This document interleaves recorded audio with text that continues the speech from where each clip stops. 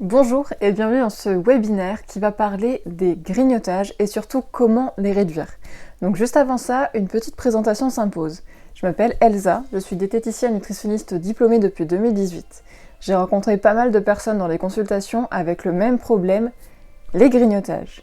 Comme nous avons pu le voir dans l'article précédent, il y a plusieurs causes sur les grignotages.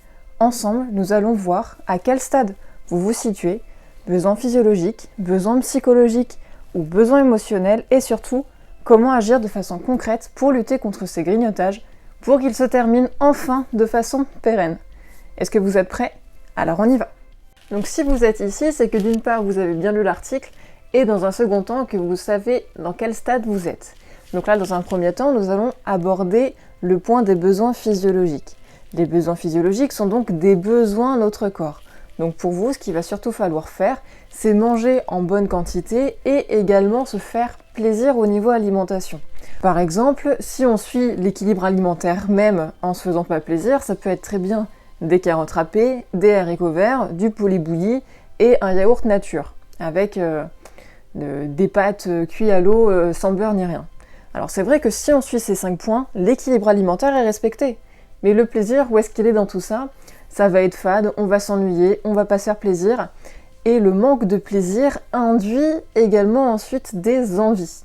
Donc nous, ça va vraiment être important dans les besoins physiologiques de respecter l'équilibre alimentaire, oui, mais également de se faire plaisir. L'erreur qui peut également se produire, c'est encore une fois respecter les 5 points, mais en quantité minimale, parce que si vous souhaitez mincir par exemple, eh bien du coup il faut manger en petite quantité. Ça c'est ce que vous pensez.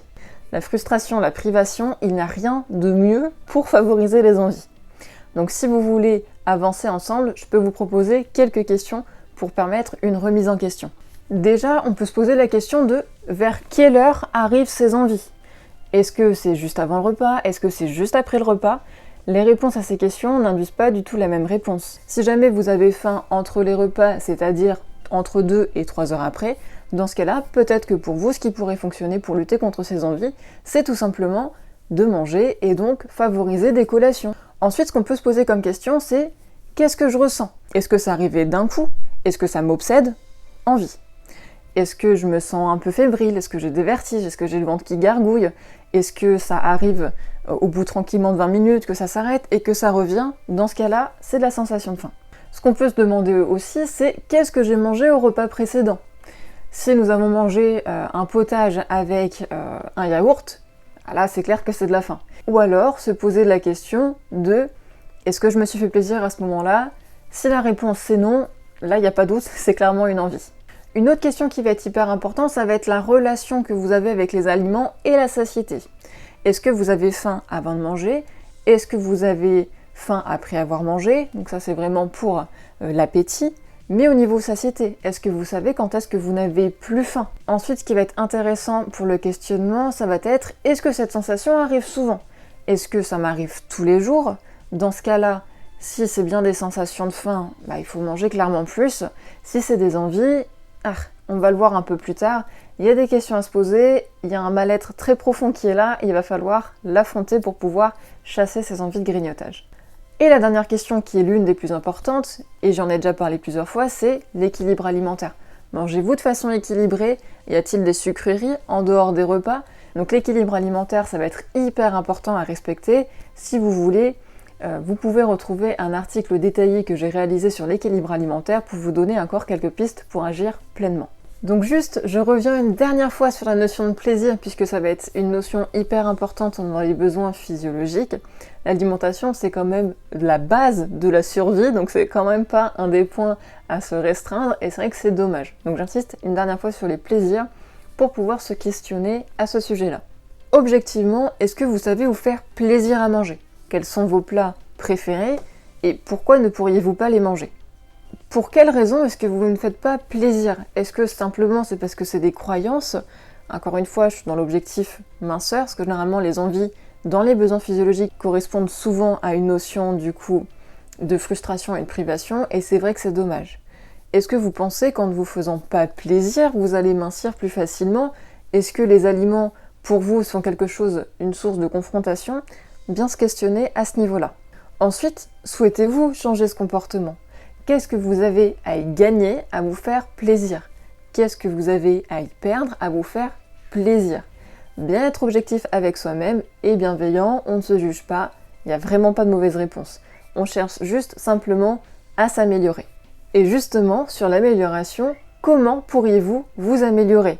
Donc là, clairement pour moi, la question elle est vite répondue. Comment est-ce qu'on peut se faire plaisir en mangeant des plats que vous aimez simplement en utilisant la matière grasse et encore tout plein d'autres solutions.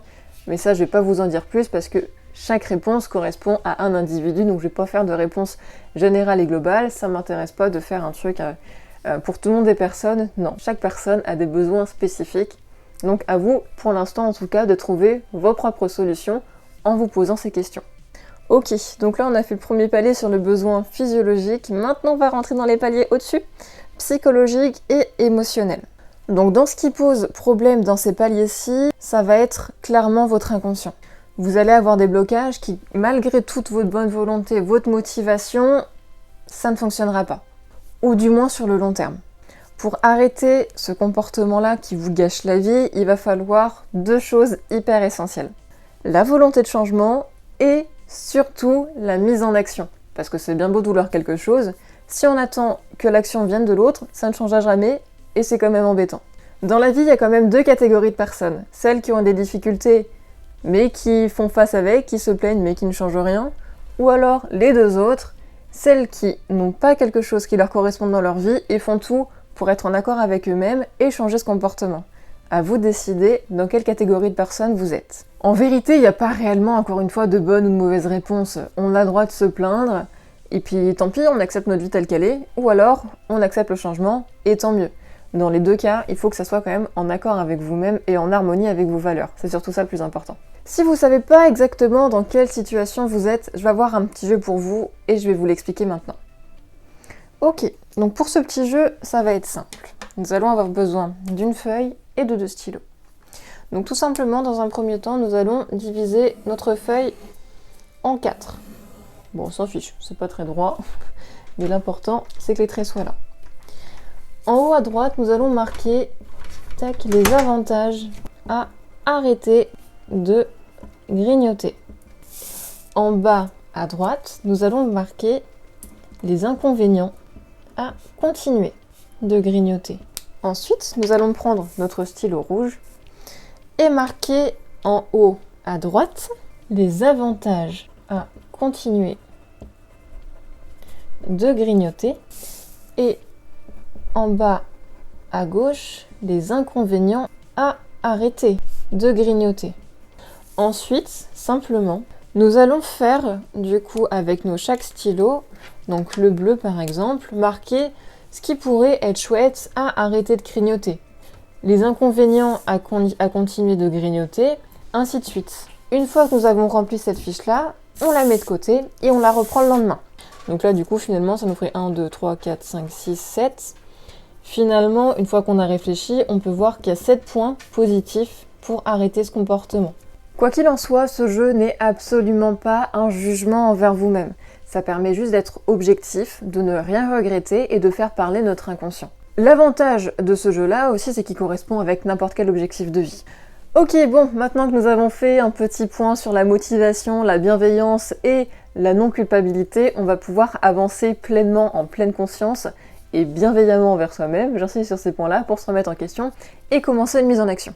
Donc là, pour les besoins psychologiques, ce qui va être important, ça va être de se poser ces questions. Quand a eu lieu mon dernier grignotage? Où est-ce que j'étais? Quel était mon sentiment majoritaire?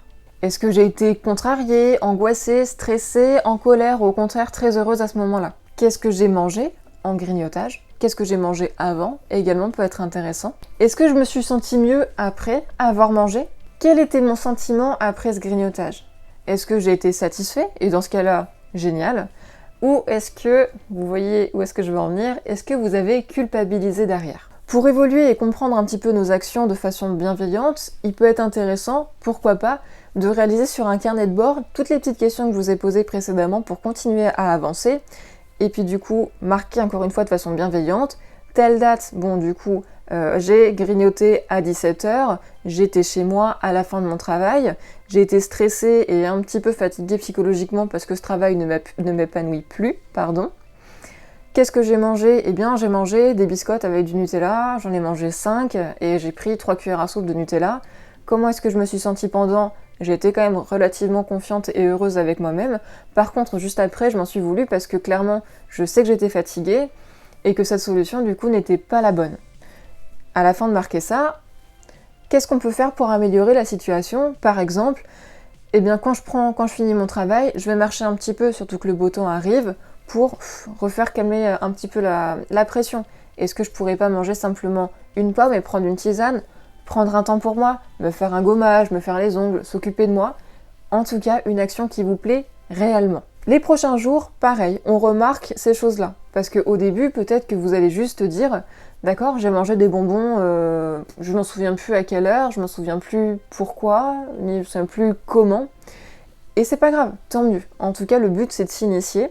On écrit vraiment ce qu'on pense être vrai, on observe plus tard, et puis on essaie d'approfondir petit à petit. Et ainsi, on pourra voir la cause réelle de ce qui provoque ces grignotages, et surtout après, on apprendra à gérer ces grignotages-là. Si vous êtes dans les besoins émotionnels, c'est plus ou moins le même mécanisme. On va se poser à peu près les mêmes questions en approfondissant encore plus, puisque les besoins et les envies vont être du coup un peu plus profonds dans l'inconscient. On peut se poser de façon un peu plus complète. Quand est-ce que c'est arrivé la dernière fois? Comment est-ce que je me sentais? Où est-ce que j'étais? Est-ce que j'étais avec quelqu'un? Qu'est-ce que j'ai fait? Comment est-ce que je me sentais pendant et après ce craquage? Et là, il va être vraiment important de se poser la question et de repenser très fortement à notre émotion majoritaire à ce moment-là.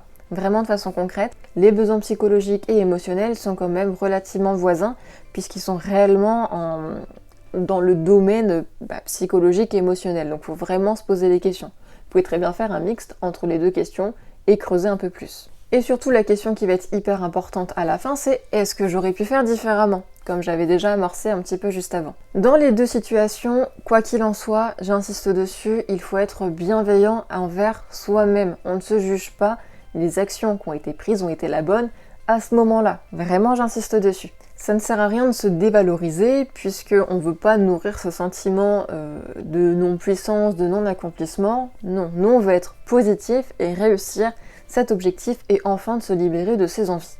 Quelque chose qui va être hyper important et encourageant pour vous, c'est que les habitudes se changent seulement en 21 jours. Vous en êtes capable. Comment est-ce qu'on fait pour réussir? On cherche à se comprendre, on agit et on garde ce comportement qui nous correspond réellement. Pour vous aider, j'ai réalisé un petit document interactif qui va vous suivre tout au long de ce parcours de ces 21 jours. En réalité, ça va être, comme je vous ai initié à faire vous-même pour tester, ça va être vraiment un carnet de bord qui va regrouper plusieurs documents. Déjà, nous allons aborder pour quelles raisons est-ce que nous avons ce comportement. À quelle fréquence ces grignotages et envies se présentent-elles? En quelle quantité est-ce qu'elles sont présentes? Pourquoi on agit comme ça? Pour quelles raisons souhaitez-vous changer ce comportement? Comment est-ce que concrètement vous pourriez l'appliquer à votre vie quotidienne pour arrêter sans frustration et sans privation ce comportement qui visiblement ne vous plaît pas? Je vous donnerai également des astuces de compensation pour chasser ces envies plus sereinement. Mais vous retrouverez également dans ce document des conseils et astuces, donc savoir ce qu'est l'équilibre alimentaire, comment fractionner son alimentation et donc du coup des idées de collation. Comment améliorer le sommeil, comment diminuer le stress, qui aussi, ces deux éléments, favorisent les grignotages. Comment est-ce qu'on peut être plus positif également, pour se tirer vers le haut. Et également des phrases bienveillantes pour nous pousser vers le meilleur de nous-mêmes. Grâce à ce carnet de bord, vous pourrez ensuite constater votre évolution jour après jour. Et également les choses incroyables dont vous êtes capable. L'avantage également, c'est que ce document est disponible à vie. Vous allez avoir donc à votre disposition un outil incroyable et personnalisé pour enfin être serein et en harmonie avec vos valeurs. En ce moment, pour vous remercier de votre intérêt, sachez que je vous propose une remise. Donc tout le document que je vous ai parlé juste avant, ça va être de 10 € à la place de 30 € seulement pour quelques jours. J'espère en tout cas que ce petit webinaire vous a plu. N'hésitez pas à le mettre en action dès maintenant, un carnet de bord papier ou numérique, peu importe, ce qui vous corresponde le mieux. Et je vous souhaite surtout une belle réussite dans cet objectif. À bientôt, au revoir.